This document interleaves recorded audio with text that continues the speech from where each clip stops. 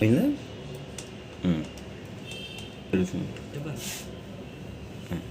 So ఈ వీడియోలో మనం లెనోవా G5080 ల్యాప్టాప్ మనకి నో పవర్తో రిపేర్కి వచ్చింది.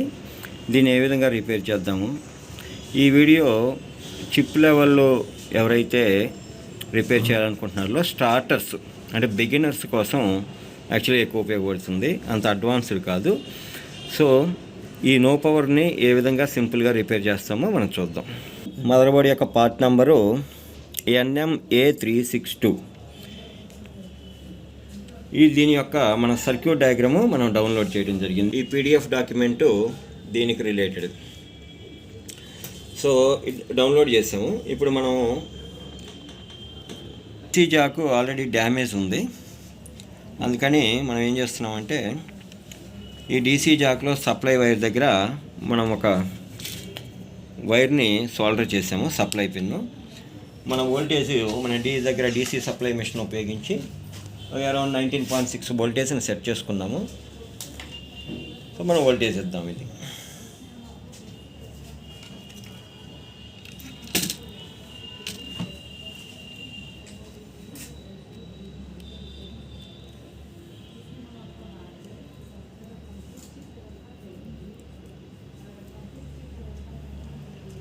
సో మ్యాక్సిమం 5 ఆంపియర్స్ వరకు ఇది డ్రా చేసుకోగలదు. ఇప్పుడు మనం చూస్తే ఇక్కడ ఎటువంటి కరెంటు ఆర్మ్స్ ఏమీ చూపించట్లేదు, ఆంపియర్స్ 19 వోల్టేజ్ మనము ఇన్పుట్ ఇచ్చినా కూడా ఎటువంటి, అంటే యాక్చువల్గా అది నో పవర్, కరెంటుని కన్జ్యూమ్ చేయట్లేదు. సో మనం ఏం చేద్దామంటే ఈ వోల్టేజ్ ఎక్కడ మనకు బ్రేక్ వచ్చిందో మనం ఐడెంటిఫై చేద్దాం. ఓకే, చూడండి మనకి ఫస్ట్ మన సీక్వెన్స్ ఇక్కడితో స్టార్ట్ అవుతుంది. ఇది మనకు కనిపిస్తున్నటువంటి DC జాక్. ఈ DC జాక్లో ఇది సప్లై పిన్. ఈ సప్లై ఒక ఫ్యూజ్ ద్వారా ఈ కాయిల్ ద్వారా మనకి పాస్ అయింది.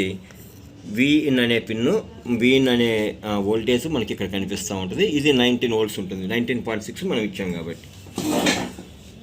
దీని తర్వాత ఎక్కడికి వెళ్తుంది వోల్టేజ్?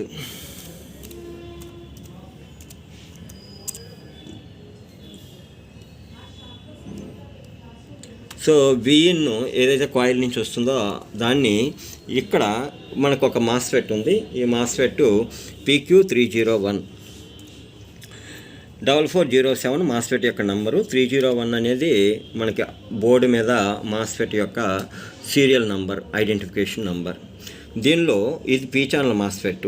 ఇది ఇక్కడ మనము డ్రైన్కి ఇన్పుట్ ఇచ్చాము. ఈ సోర్స్ నుంచి అవుట్పుట్ బయటకు వస్తుంది 1 2 3 పిన్స్ దగ్గర నుంచి. ఇక్కడ వచ్చే అవుట్పుట్ మళ్ళీ మనము సెకండ్ స్విచ్ అంటే రెండవ P ఛానల్ మాస్ఫెట్కి ఇన్పుట్గా ఇవ్వడం జరిగింది 1 2 3. ఈ మాస్ఫెట్ కనుక ఆన్లోకి వస్తే 5 6 7 8 పిన్స్ దగ్గర నుంచి మనకు అవుట్పుట్ బయటకు వస్తుంది. ఈ మాస్ఫెట్ యొక్క సీరియల్ నెంబర్ PQ302. ఇది కూడా మనకి 4407 మాస్ఫెట్ ఉపయోగించుకున్నాడు. ఇక్కడ నుంచి వచ్చిన అవుట్పుట్ మనకు ఒక రెసిస్టార్ ద్వారా, కరెంట్ సెన్సింగ్ రెసిస్టార్ ద్వారా పాస్ అవుతుంది. దీన్ని B+ అన్నాం. ఈ B+నే కొన్ని బోర్డ్స్లో మనకి PWR SRC అని, DC బ్యాట్అవుట్ అని, V బ్యాటరీ అని కూడా మెన్షన్ చేస్తుంటారు.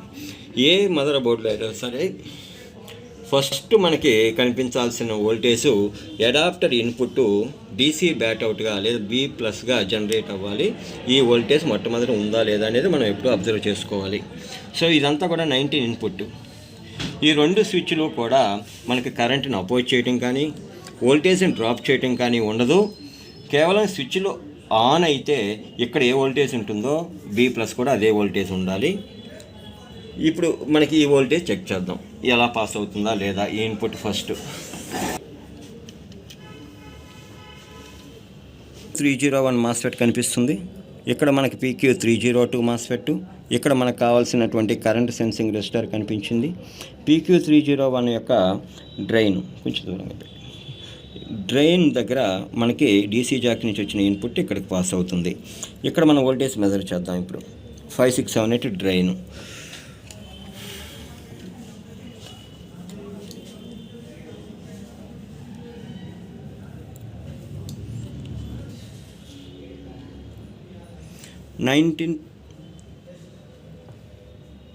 సో 19.6 వోల్టేజ్ కనిపిస్తుంది మనకి డ్రైన్ దగ్గర.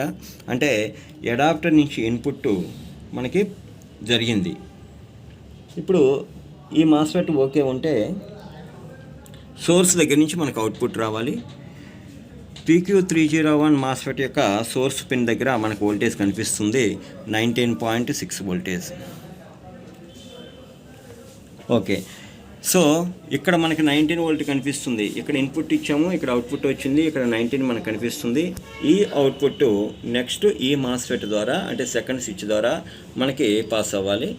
దీన్ని ఇప్పుడు PQ302 సోర్స్కి మనం ఇన్పుట్ ఇస్తున్నాం. ఇక్కడ నుంచి వచ్చిన అవుట్పుట్ని అది చూద్దాం.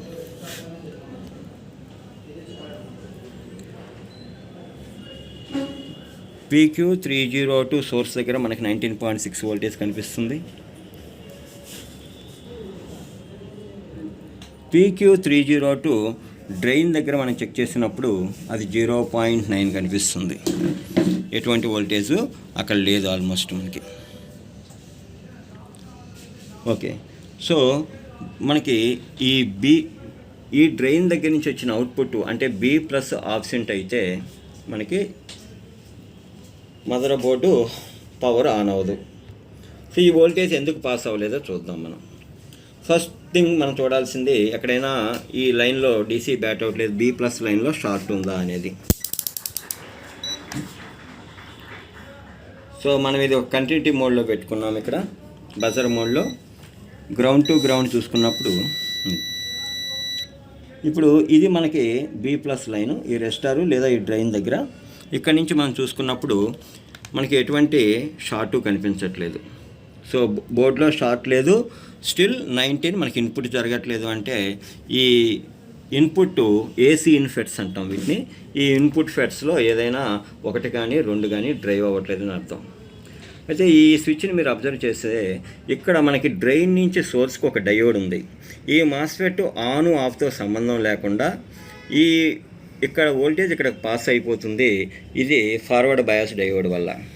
కానీ ఈ మాస్ఫెట్ కనుక ఆన్ అవ్వకపోతే ఇక్కడున్న వోల్టేజ్ ఇక్కడికి పాస్ అవ్వదు. ఈ ఫేదా అనేది ఎవరు డిసైడ్ చేస్తారంటే ఈ మాస్ఫెట్ యొక్క గేట్, సెకండ్ మాస్ఫెట్ యొక్క గేట్కి మీరు ఇచ్చే వోల్టేజ్ డిసైడ్ చేస్తుంది. ఆ గేట్ వోల్టేజ్ ఎంత ఉండాలి అంటే జనరల్గా <10 volts ఉంటుంది.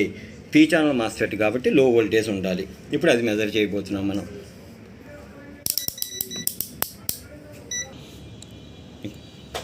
సో ఇది PQ302 సోర్సు.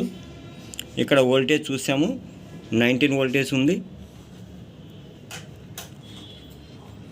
PQ302 డ్రైన్ దగ్గర చెక్ చేసాము,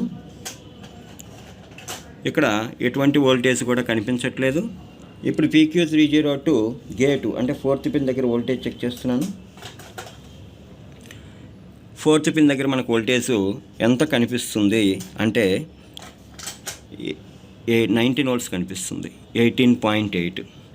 సో ఎప్పుడైతే గేట్కి హై వోల్టేజ్ ఉందో P channel MOSFET turn off అయిపోతుంది.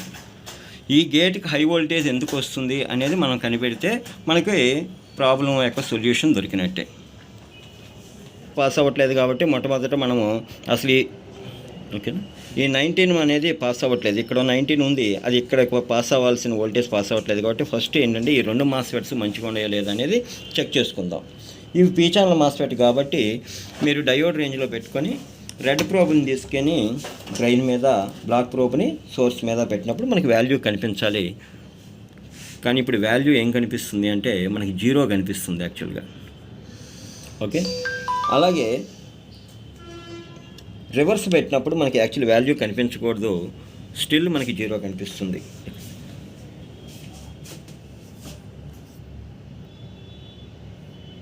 ఓకే, ఇప్పుడు సెకండ్ మాస్ఫెట్ చెక్ చేసుకుంటే డ్రైన్ మీద రెడ్, సోర్స్ మీద బ్లాక్ పెట్టాను. ఇప్పుడు మనకి కొంత వాల్యూ కనిపించాలి. ఇది 472 కనిపిస్తుంది కరెక్ట్గానే. ఇప్పుడు ప్రోబ్స్ రివర్స్ చేస్తాను.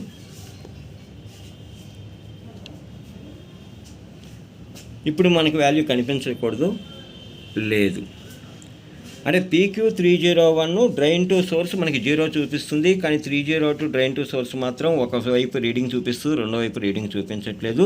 సో మనం ఇప్పుడు PQ301 షార్ట్ అవడానికి చాలా హై ఛాన్సెస్ ఉన్నాయి మనకి. దాన్ని మనం చూద్దాం. సో ఇది మనం మాస్ఫెట్ మాస్ఫెట్ రిమూవ్ చేసాము. దీన్ని చెక్ చేద్దాం బయట. సో బీప్ సౌండ్ వచ్చేస్తుంది. 9.9 ohms ఏమో కనిపిస్తుంది. రివర్స్ కూడా చెక్ చేద్దాం.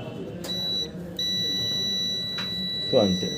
రెండు వైపులో రీడింగ్ అయితే ఖచ్చితంగా చూపించకూడదు. Source to drain to source ఇది చూపిస్తుంది కాబట్టి ఫెట్ అయితే ఖచ్చితంగా షార్ట్ అయింది. 01 ఈ ఫస్ట్ పీ ఛానల్ మాస్ఫెట్ని మనం చేంజ్ చేసాము. ఇప్పుడు ఏం జరుగుతుందో చూద్దాం. సో ఇందాక మనకు అన్ని జీరోస్ కనిపించినాయి ఇక్కడ. ఇప్పుడు కొంత కరెంట్ అది కన్జ్యూమ్ చేస్తుంది. ఇక్కడికి వెళ్ళి వోల్టేజ్ చెక్ చేద్దాం ఇప్పుడు మనం. సో డ్రైను మనకి 19 volts డీసీ జాక్ నుంచి వచ్చే ఇన్పుట్ 19. ఇప్పుడు ఫస్ట్ మాస్ఫెట్ సోర్స్ దగ్గర మనం వోల్టేజ్ చెక్ చేసాము. ఇప్పుడు కూడా మనకి 19 కనిపిస్తుంది. దీని గేట్ దగ్గర వోల్టేజ్ చెక్ చేద్దాం. ఇప్పుడు గేట్ దగ్గర 4.9 వోల్టేజ్, ఫోర్త్ పిన్ దగ్గర వోల్టేజ్ చెక్ చేశాను నేను ఇప్పుడు 4.9. ఇప్పుడు సెకండ్ మాస్ఫెట్ గేట్ దగ్గర వోల్టేజ్ చూశాను. ఇప్పుడు చూడండి ఎంతో, అది 4.9. సో ఇందాక మనకి ఇక్కడ 18.8 సంథింగ్ కనిపించింది. ఇప్పుడు 4.9. ఇప్పుడు మనకి సెకండ్ PQ302 డ్రైన్ దగ్గర మనకి ఇందాక వోల్టేజ్ కనిపించలేదు. ఇప్పుడు ఏం చూడండి. సో 19.6 వచ్చింది. సో ప్రాపర్ గేట్ వోల్టేజ్ ఉండటం వల్ల, అంటే లెస్ దెన్ 10 volts మనకి గేట్ వోల్టేజ్ ఉంది.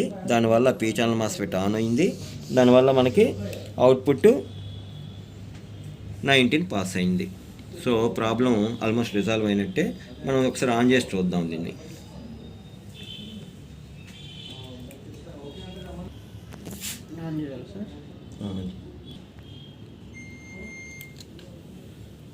సో పవర్ ఆన్ అయింది మనకి. ఎల్ఈడి గ్లో అవుతుంది కదా. పవర్ అయితే ఆన్ అయింది.